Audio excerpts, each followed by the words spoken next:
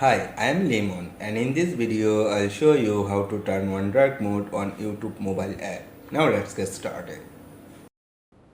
First, go ahead and launch the YouTube app on your phone. Once you're in, look down at the bottom right corner and tap on your profile icon. Now in the top right corner, tap on the settings icon. This will take you into the settings menu. From here, tap on general, then inside the general menu, tap on appearance.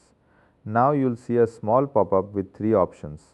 The first option is use device theme. This means YouTube will automatically match your phone's settings. So if your phone switches to dark mode, YouTube will too.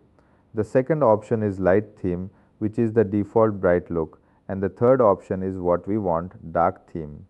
Go ahead and tap on dark theme. And just like that, you'll see the entire app switch to a dark interface.